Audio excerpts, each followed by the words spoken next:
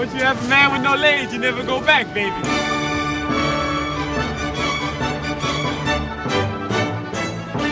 Welcome back to the Trading Places Minute. This is the podcast where we discuss the film Trading Places 1 minute at a time. I am Tom Taylor, and I am joined by my friend Mike DiMaria. Hello, Mike. Hello, Tom. How are you today? I'm doing all right. And I hope Dan is too. Dan Lewis, our other friend. Oh, yeah, doing just fine. Yeah, just fine. Cleared. Sweet.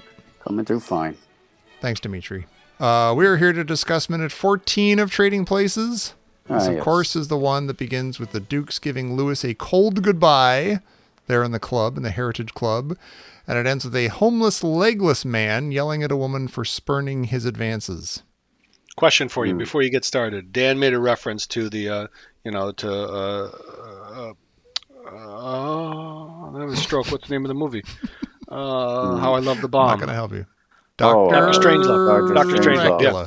Okay. Yes. No, it's Psycho. No, he made the reference to, you're coming in fine, Dimitri, and that just I immediately thought, how many times do you think we've referenced that over the almost 8 years that we've been doing, or any other movie for that? Like, if you did a search, like in all the recordings, how many just times? Just count the number of episodes, and then there you go. Yeah, that's how. In this minute right now, there's a line that Mortimer has that I quote all the time. And I'm starting to realize that if there's a quote from a movie that I know really well, and this is a stupid observation, but it like kind of relates to what I'm doing in the moment, and maybe even has some of the same words, I will quote it all the time. Does that make that's kind of how that works, every right? Possible opportunity. Yeah. It would be funny either to myself if or to Tom others. Slowly incorporated these over time, such that without noticing it, eventually he only spoke in movie quotes, but he just had one for every situation. I'm like 75% there, I think. Yeah. You could make a language then. So it's almost like my own Vulcan. Esperanto. Yeah. What would you call the language? I don't know. It'd have to be cinema, like cinema, Cinemantics. Cinemantics. Because that's already been taken. Oh, is it? Cinemantics. Well, semantics. Oh, but it's Cinemantics. Yeah, S-I-N-E. So you're combining them. Tommy Cinemantics. It's close enough to be clever, Mike. Give yourself some credit. It's a portmanteau. Thanks. Cine speak. But no, in this minute, he's like, and I don't know what the situation is every day of my life where I have the urge to say, it's got nothing to do with environment. Yeah. Well, here's the thing. Going around saying that if I'm just disagreeing with somebody, does that pop into my head? Does that just go in there? It's got nothing to do with environment. Well, right off the bat, when they say that'll be all Winthorpe is so disheartened and just like deflated. Yeah. So I went back to the scene before, and there's nothing that would lead to that reaction. I keep wondering about that too. I always trip up on that. It's like they just insulted him or something. But this time watching it, I'm like, oh, okay, they were just having a nice little back and forth. Congratulations on the wedding. You're doing a good job, whatever. And then they immediately shut him down. And I guess that's what he's reacting to. But it always does seem a little bit like, relax. Your business here is done and the conversation's over. Just go home.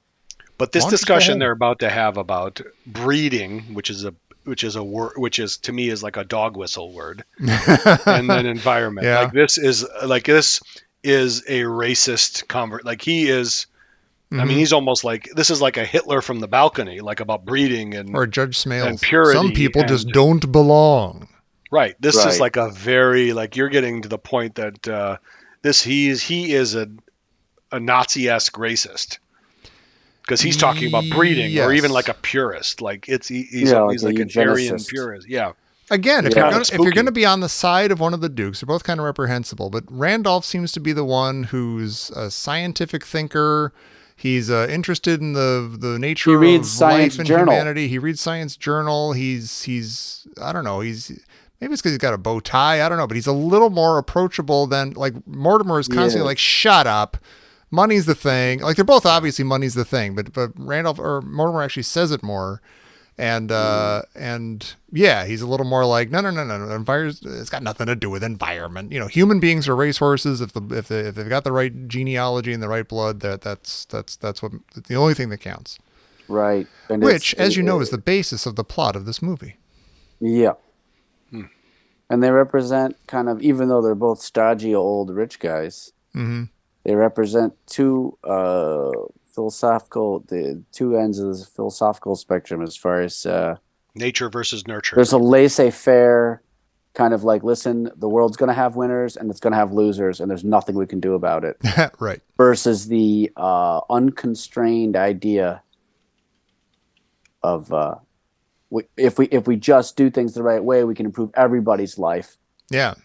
And there's this rising tide. Do you think that's at all part of Randolph's thinking? That he's like, gosh, if we just figured out the right, if we got everybody into the right, situation, we could save humanity. I know. I think he just has his ideas about how it works. He doesn't care, but he's just like, look, I'm convinced this is how it works. Exeter. Yeah. I got a friend who went to Exeter. Oh yeah, how'd that go? She's now a doctor. I think this guy might be onto something. Oh hey, wait a minute. Was he a total schlub before that? She is a lady doctor, Tom. What? If you're not going to be serious, I'm just going to talk to Mike. She was a legless beggar until someone invited her into Exeter, and then she magically turned it. Of course, these guys are both right on some level. Yeah, I mean, if you don't have the goods, it's not going to work no matter where you are. That's right. But there are a lot of people that are just not. They don't have the tools to do it. I'm sorry, right? But it's fewer of those people than anybody wants to admit. It's also about opportunities and advantages and disadvantages, etc. That's right. Well, didn't you see Porgy and Bess? I did not see Porgy and Bess. I've never seen Porgy and Bess. I've always wanted to see Porgy and Bess, though. But the funny thing is you have a beggar, a street person who references an opera. Yeah, right. a lot of these street beggars are talking about Gershwin. Yeah. Like I would have almost expected her to say, "What did you just say? Did you reference Porgy and Bess?" Yeah. On second thought, that's pretty interesting. Maybe but I'm still not going to. Sweetheart, come with me. We'll listen to Beethoven's Opus 13 in C minor. With me. Salieri's original and then Mozart's rewrite. Right. In a world of such imagination. That's how it starts. Come with me, you will see. Wait, what does? I said good day. He said, come with me. Oh, okay. That's what, right. Either you said it or Dan said it. I thought you were saying Porgy and Bess begins with that song. No. Which I doubt. One of you just said, come with me. And I said, come with me. Fizzy lifting drinks. You stole fizzy lifting drink. You get nothing. I brought up Grandpa Joe in a work meeting yesterday. Oh yeah? How'd that go? Did you accuse someone? I can't remember how we talked about Grandpa Joe. Just lazy Grandpa Joe. No, somebody said something about. Somebody said, "Hey, can I come too?" And you said, "Whatever, lazy Joe." Grandpa Joe is the Danny Noonan of that movie. Supposed to be a good guy, but he's actually pretty terrible. Yeah. No, he's worse though. He's worse. He's worse than Noonan. I don't like Danny Noonan. Yeah, but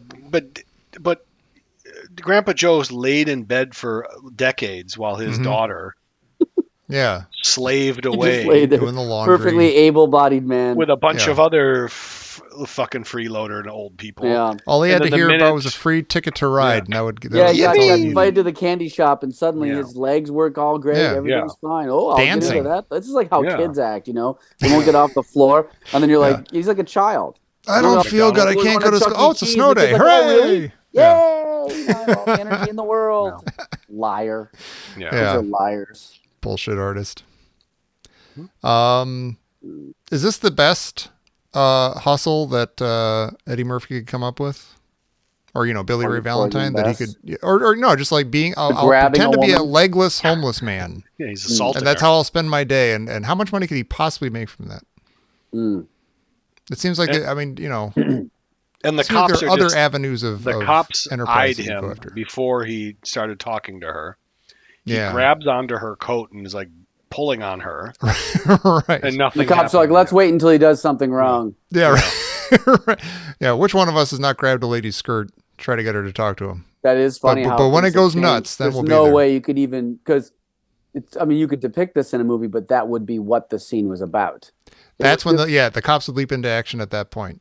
Yeah, and it would be, the scene would be about how a guy assaulted a woman. Right, it wouldn't be just an incidental fact. And they wouldn't just let him go afterwards. Yeah. Yeah, right. I realized when I saw this time that because I had gone to Philadelphia in January. Oh, cool. This year, and for the first time, whatever year this is. Yeah. and I saw that very spot. I was like, oh yeah, Oh, awesome. I'd been right there. It's because it's the center square of the city. It's like right in the middle. Mm-hmm. I think it might even be called Center Square. But anyway, Center gets the square. Where Paul Lynde lives. Center gets the square. Paul Lynde. Bruce Valanche to the block. Please tell me there's not a plaque of Paul Don't Lynde be right in the center ridiculous. of that square. I gotta tell you, Philadelphia was really, I have to say, kind of a disappointing place. I think you said that a while ago. Yeah, that's, but your friend is kind of skewing you a little bit. Yeah, Oh, but what I do you mean, mean? he had a point. Yeah, he's got a great point. It's in his theory, and I probably mentioned this before when I came back and then forgot, just like we forgot about the trivia that we did twice. Uh-huh. No, But his theory was that when you're in Kansas City, for instance, or Boise or somewhere else like that, you make it nice, and it's nice because you like to live there, and you don't like have a ton of options. We're going to move to Helena, but in Philadelphia, New York is an hour away. Yeah. So only people who have chosen to stay in Philadelphia live in Philadelphia. Mm-hmm. And have accepted the kind of just that it kind of sucks, and they like it. They've got a weird pride in how much it sucks. It's their speed, and it reinforces it. Mm-hmm. Yeah. Huh. I know I've been there, but not talking in a long time, so I can't really speak to it. But well, sounds awful. I remember. I don't know if you've seen Bill Burr's famous Philadelphia rant. No. It's one of the greatest meltdowns on stage of all time. Like he's getting, it's at the end of this festival and there's too many drunk people and they're booing and all that stuff. And he just starts going off on Philadelphia. Is that where it is? Are they in Philadelphia? It's in Philadelphia. Yeah. It's like 11 minutes long. And he's like, shut up. You know what? Fuck you. I'm not going to do the jokes anymore. Fuck you. You stupid, you Flyers and your 76ers haven't won a fucking thing. Yeah, go fuck yourself. Go beat your wife. If you fucking cheesesteak eating piece of shit, fuck you. And he goes, I got 9 minutes left. I'm gonna do this for 9 minutes. And he goes, stupid Rocky statue. Fucking Joe Frazier grew up here. You don't have a Joe Frazier statue. You put a fake character statue up here. Fuck you and your Rocky statue and your fucking piece of shit Phillies booing Mike Schmidt. Fuck you. And he just goes off. And he goes, 8 minutes to go. And he keeps going, and he does it the whole time, and it's epic. That's beautiful. It's one of the greatest things, and people still talk about the famous Bill Burr Philadelphia meltdown. We shall post it. Is that I assume that's available somewhere? It is with enhanced audio. It's not great audio, but they fucking try to fix it to preserve it. They take it to the Library of Congress for the rest of it. Keep waiting for that inclusion, yeah. It'll be more famous than the Emancipation Proclamation and than the Gettysburg Address, and it's 6 times longer. Like 1 page. Who cares? Yeah. Anyway, enough about Philadelphia, but it's fine. What happens? He grabs the one by the skirt. Hey, lady. Yeah, we could be something. You and me. Haven't you seen Porgy and Bess? And I'm sure he's about to say something even more flattering, but we'll see. I imagine Porgy and Bess has a crippled man in it. I had to look that up, and it does indeed. Yes, he's. I don't know if he has no legs, but he's crippled somehow. Be crazy if in an opera a guy had no legs. That would be. Yeah, Porgy and Bess is it's from 1935. I didn't know it was that old. Yeah. By George Gershwin, et cetera, et cetera. Blind beggar. Yeah. Porgy, a disabled black street beggar living in the slums of Charleston. It deals with his attempts to rescue Bess from the clutches of Crown, her violent and possessive lover, and Spartan Life, played by Sammy Davis Jr. in the movie, her drug dealer. I don't know. That's all I know. Spartan Life. I could read. I wonder if they use that as the backdrop for this little tiny scene. Let's do a Porgy and Bess type, interaction. Every minute of Porgy and Bess. No, just that one little tiny scene there. Then we'll reference it. Oh, maybe. Yeah. Maybe not. Yeah. We said Lewis's reaction to their goodbye is a little strange. It's also strange that the second he's gone, they start talking, or at least Mortimer starts talking positively about him. Like, that guy we just gave the cold shoulder to is great. We're lucky to have him. Yeah, who's literally right there and can probably hear us. He can probably hear every word I'm saying. And I hope he knows that I love him. I just won't tell him that. And then Randolph's like, baloney. All Mortimer says is, we're lucky to have him. He's doing a great job. And Randolph's like, that's bullshit. It's because he went to good schools and everything. And I'm like, well, that's not you're not contradicting what Mortimer said. No. You're mad that Mortimer almost, or didn't say that it's because he went to a good Are you school done? or something. You done? Are you What? done? You done? Me? Just done. Just done. It's only been 20 minutes. Yeah. What do you No, want? I mean, you're with this thought. This thought's going nowhere. It's not my fault. Going nowhere. It's absolutely going nowhere. I'm making I will finish my point. My point is Finish it up. The Come on, wrap it natural up. conclusion of my observation is that there's a lot of dialogue in this movie, like the throat clearing and forgetting who Clarence Beeks is. There's a lot of stuff early on, at least, that is only there. That wouldn't happen normally. It doesn't make total logical, conversational sense, but it is there to convey information that the movie needs you to know. Okay. Thank you. Right. How am I doing now, Mike? Am got that I a out. better podcast host now? Oh, he's mad You now. son of a bitch. Tom's all mad. He might get on. I'm ripping up the trivia card. Go work it off. You got some gym equipment back there. Owning Got a a gym. gym? Go back there and go work it off on that. What, you on that want to lose some treadmill. weight? Now I got to go work it off. I No, got honestly, oh, what? I have Go. a comedian question for Dan, or not a question, but just what do you think of like this? Is it Bert Kirshner, Bert Kreischer. whatever, the shirtless guy? Yeah. And then like that's his shtick. He goes up on he goes up and without his shirt on, and like was it Tom Segura? Yeah. Are they funny? Tom Segura is very funny. Okay.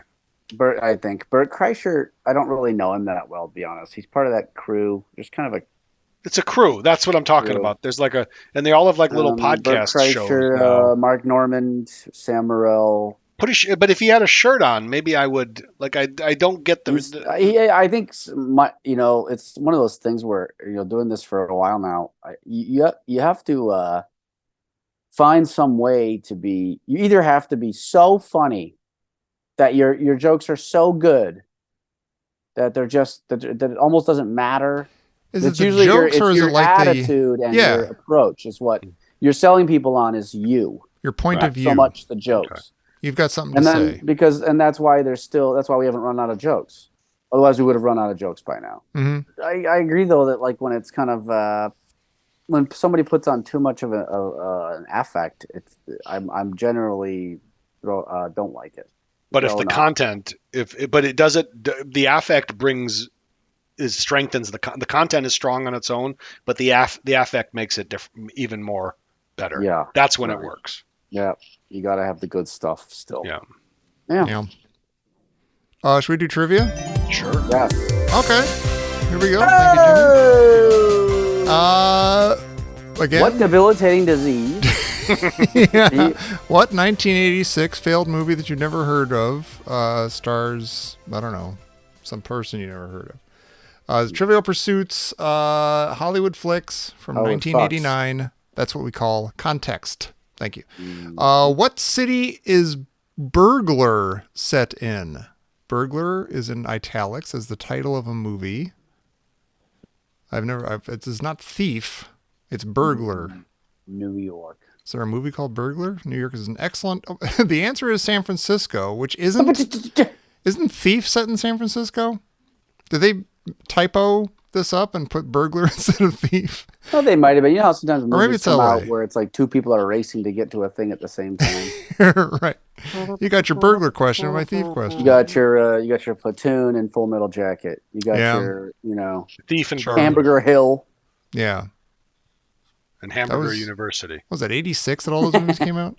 Hamburger. Good Hamburglar. Burglar. Tie it all together. What city was At the Hamburger the Hill, they hamburger got set Good in? Burger.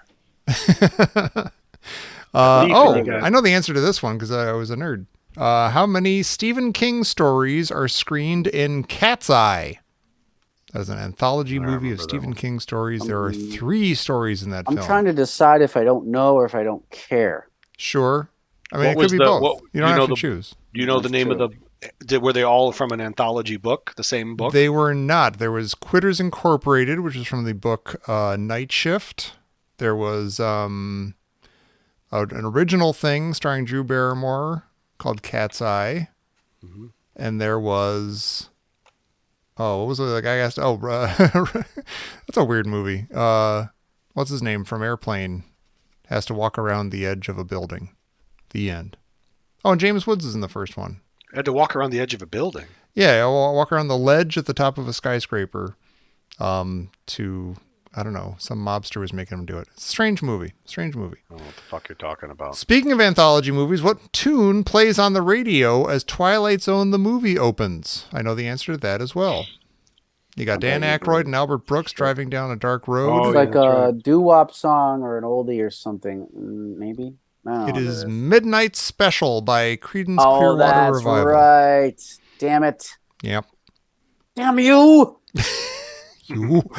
Could have maybe gotten that. Ooh, Billy Baroo. I love that movie. That's Who right, was nominated for an Oscar the same night a horse named Jimmy Rockford paid $7.20 to place at Santa Anita? What the hell kind of question is this? I mean, of course the answer is going to be James Garner, right? Because there's a whole thing about Jimmy Rockford. Rockford Files. And it is. It's James Garner. Yeah. Good Lord. What a weird question. Nice read on that one, Tommy. Thank you. I wouldn't have gotten that. Thank you. All It's not just knowing stuff. It's knowing how to know stuff.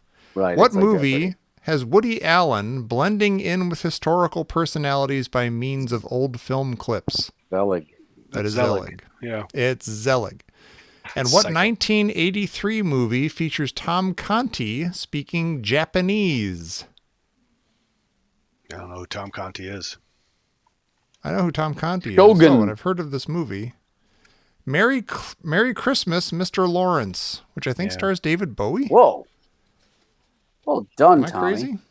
You're crazy. Thank if you. You know that. If I'm right. You're out of your fucking mind. I didn't know the answer. I just knew that David Bowie was in that movie. I feel like, should we do What another else is one? David That was a Bowie good in? card. Labyrinth. He's in There's a race Last car Temptation movie of too, Christ. isn't He is in. Okay, can I say Last something that's Temptation been of bothering Christ, me that's for right. decades? Speaking of Last Temptation of Twilight. Christ and speaking of Dune, we weren't speaking of Dune, but those are two movies where you heard that they wanted either David Bowie or Sting and couldn't get them, so they got the other one. And I don't know why. Who is thinking of Sting and then goes to David Bowie and vice versa? Why are they lumped together as 'cause they want two that same beyond cachet, being the rock musicians star who cachet. are actors? Because they both They look have an vaguely edge similar. to them, Little but edge. they both can deliver a very cerebral and academic dialogue. Like Bowie can sound like an academic, and so can Sting, and do it in an English accent. You watch him in Last Is that what Temptation. you want from Fade Routha from Dune? No, but I'm saying, but if you're looking for kind of like an English kind of highbrow academic actor that also has an edge to them. Yeah, they're similar. Yeah. Yeah. They both could Maybe do it's that. the edge there. Yeah, the edge, if you're looking for an edge. Just go get Edge. I just don't like lumping in Sting with David Why does he Bowie. call himself the Edge?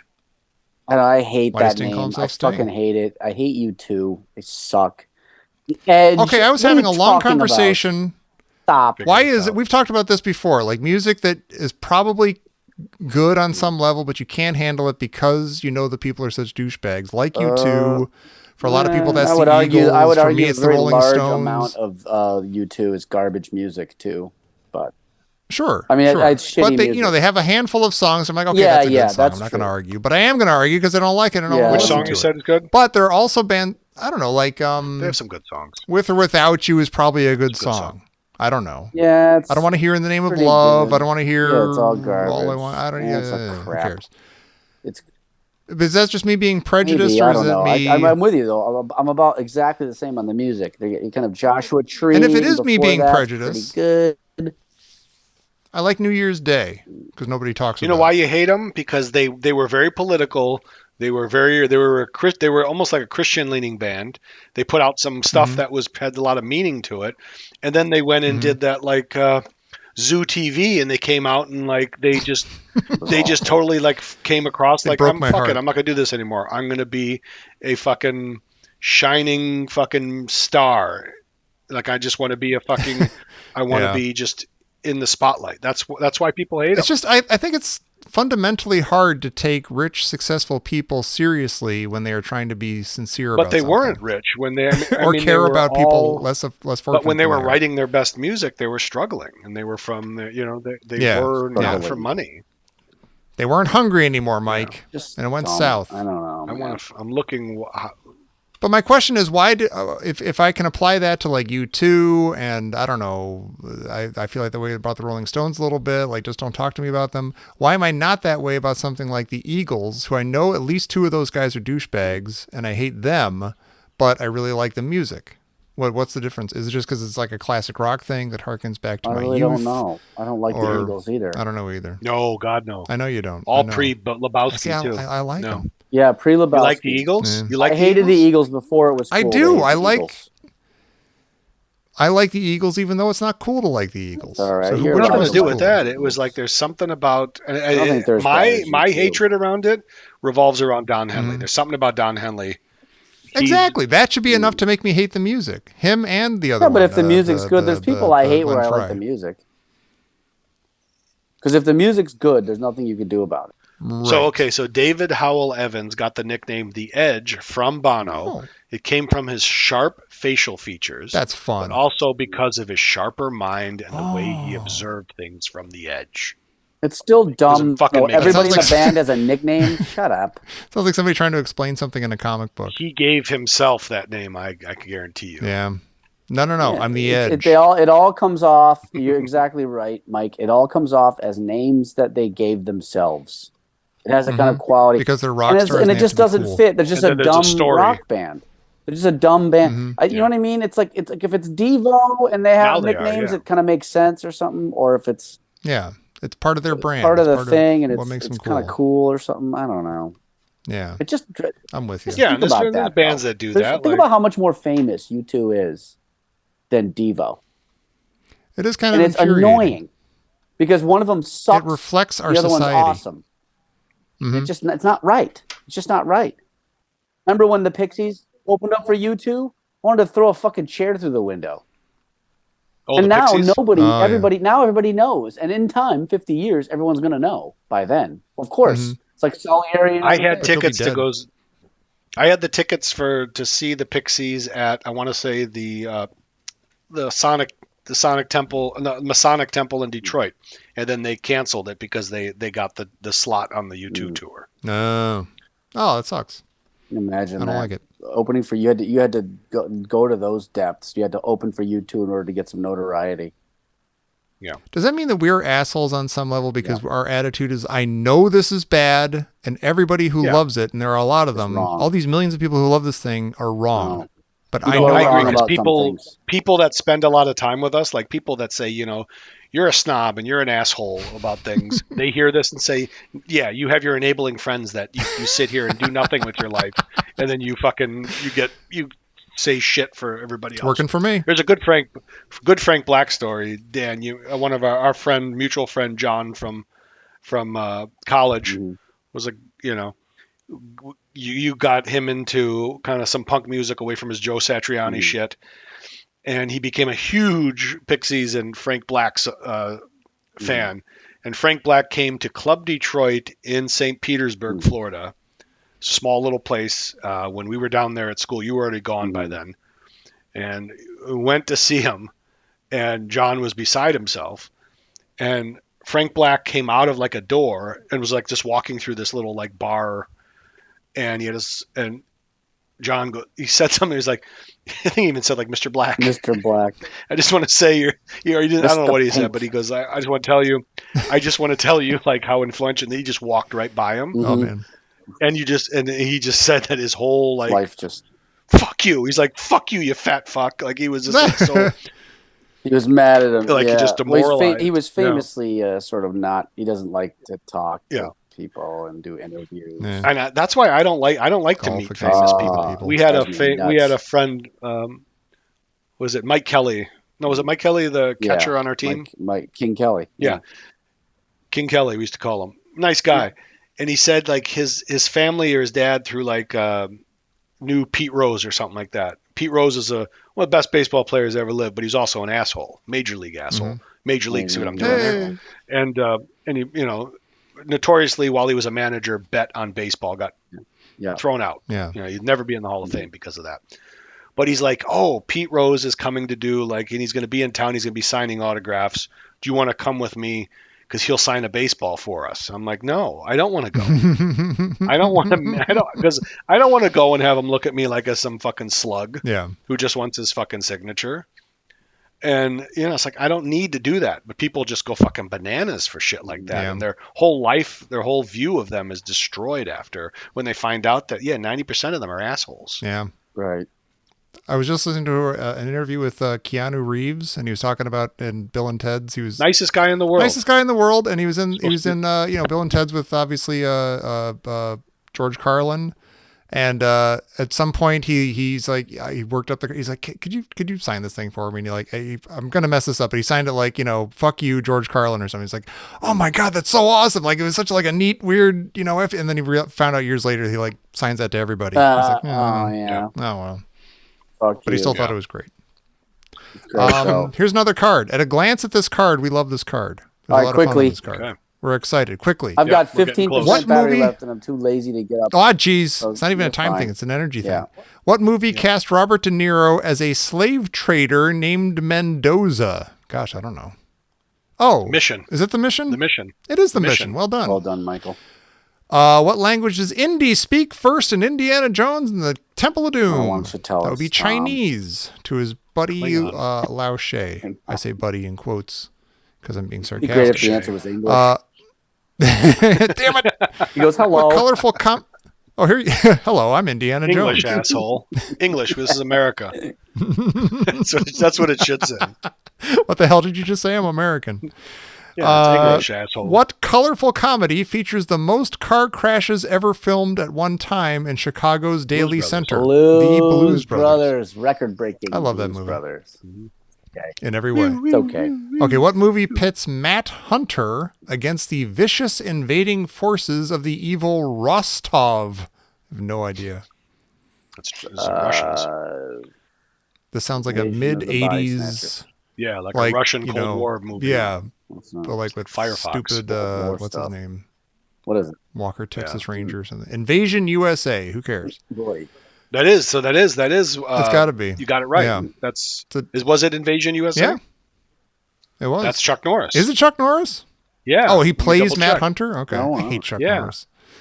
What 1984 dud cast Dudley Moore, I see what they did there, as a bumbling scientist and Eddie Murphy as a tank commander? We've discussed that film before, even though I've never seen it. Say it again. Oh, what 1984 dud cast Dudley Moore as a bumbling scientist and Eddie Murphy as a tank commander? And isn't Chevy Chase also in that?